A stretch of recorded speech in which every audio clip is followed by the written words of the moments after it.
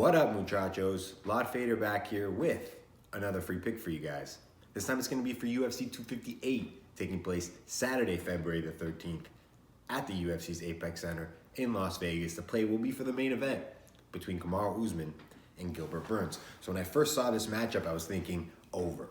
Fight to go to a decision. These guys know each other so well. It's going to be hard for either one to get a finish. I think the price right now for that is minus 150. Not really worth it. So then I wanted to find out who got the better of who during those sparring sessions. And I actually heard about it on a podcast, Michael Bisping's podcast, a little over a month ago now.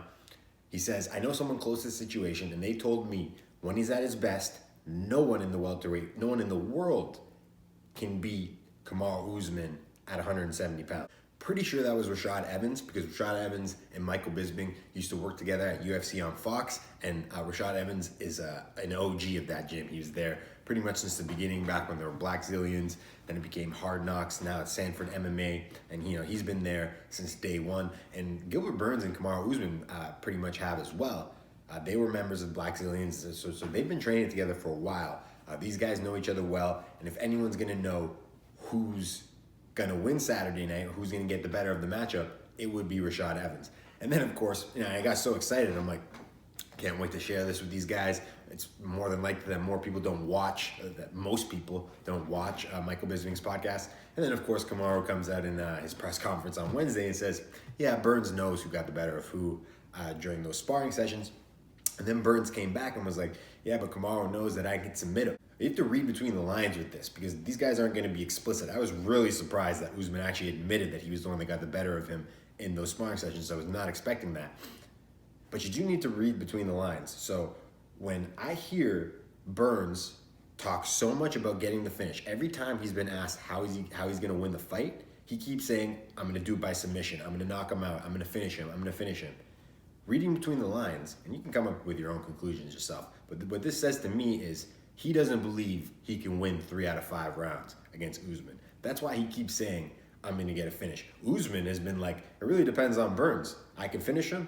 I can dominate him for 5 rounds. It's really up to him. Now, the next question I wanted to answer was, why does Gilbert want this fight? If Kamari's been getting the better of him during their sparring sessions, why would Gilbert ask for this fight? Why would he risk drama in the gym? Why would he ruin a friendship? Then I started listening to Usman's interviews, and he doesn't say Gilbert specifically, but he starts talking about how he's also very confident. And what I do like about him is he's been on a pretty long win streak, so you got to be worried about these guys. Where are they at mentally? He is very focused on Gilbert and not looking past him by any means. He's not even really talking about an upcoming opponent and a future opponent. That's always a red flag to me.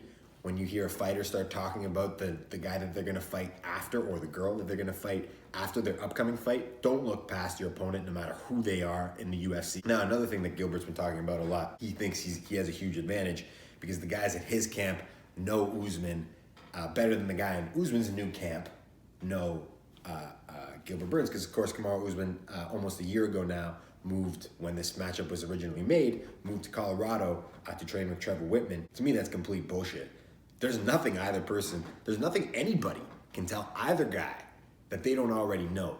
200 rounds of sparring against each other. These guys know each other inside and out. The whole point of a coach is to try to build a training camp around the upcoming opponent. They're trying to emulate the person that you're about to fight. So they bring in training partners that can do this the way he does and this and that.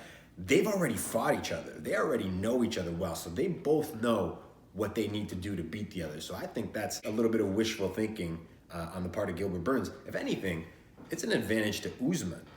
Usman's just been training with Trevor Whitman, one of the best coaches in mixed martial arts. The other thing that I really like is that Whitman said, we're not adding anything to your game.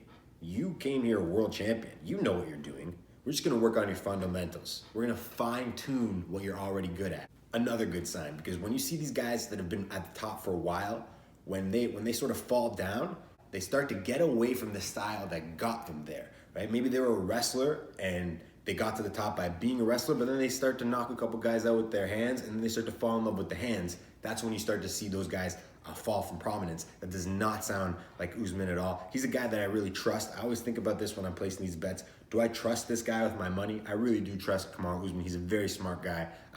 He knows how to win this fight. And he knows that in order to win a mixed martial arts fight, you have to turn the fight into the fight that you want it to be. I think a lot of people are falling in love with Gilbert Burns as an underdog because on paper he poses problems for Usman. He's a little more sophisticated on the feet. He's obviously very good at jiu-jitsu. But more important than anything, who's going to be able to control the fight? And I believe that that's going to be Kamari Usman. Now, let's look at Gilbert Burns' sort of rise to prominence. I would say he started 2 fights ago with a win over Gunnar Nelson. He lost a round to Gunnar Nelson. And Gunnar did it pretty much the way Usman would. Put him up against the cage, work the clinch, use his wrestling. This is a terrible sign for Gilbert that he lost a round to Gunnar Nelson, who's a solid opponent, not a ranked guy.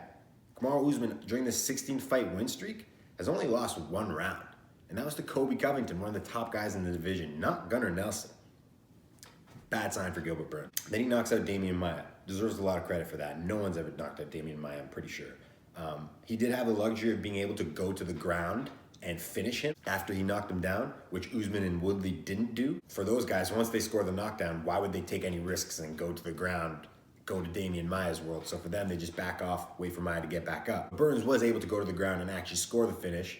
But again, he does deserve credit for that, and he scored the knockdown in the first round, whereas Usman and Woodley did it later in the fight. I believe Usman wasn't until the 4th, and Woodley scored his knockdown in the 2nd round. Now that fight was about 3 minutes long. During that 3 minutes, Demian Maia landed 2 takedowns and controlled Gilbert up against the cage for a minute. Old, frail, he's 43 years old, he's skinny. And he was able to hold Gilbert up against the cage for a minute. Another really bad sign for Gilbert Burns. Then you look at his most recent fight, dominant performance over Tyron Woodley. Hard to take a lot away from that fight. Who knows what the hell's going on with Woodley these days. But what I did take away from it was when Usman fought Woodley, he had 18 minutes of control time.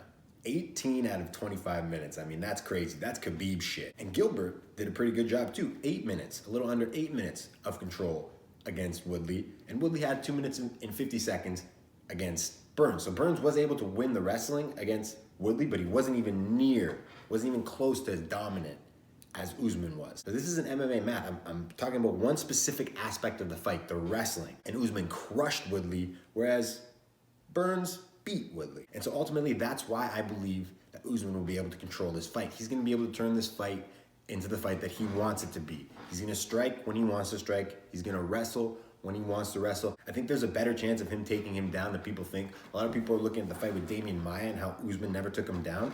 In that fight, Usman may have felt like I have the advantage on the feet. I don't really need to. And Demian Maia is really good off of his back. Every jiu-jitsu player, they have their own style. And Maia is someone that's really good off of his back. That's why you see him in his fights. When he's on the ground, he just lays there. You see Nick Diaz do that. You see Nate Diaz do that. You don't see Gilbert doing that because Gilbert's a top game player. That's his strength in jiu-jitsu. If you watch Gilbert Burns' straight jiu-jitsu matches, he's always on top. So it's going to be very difficult for him to get to the spots that he wants to be against Kamari Usman because Usman's never been taken down.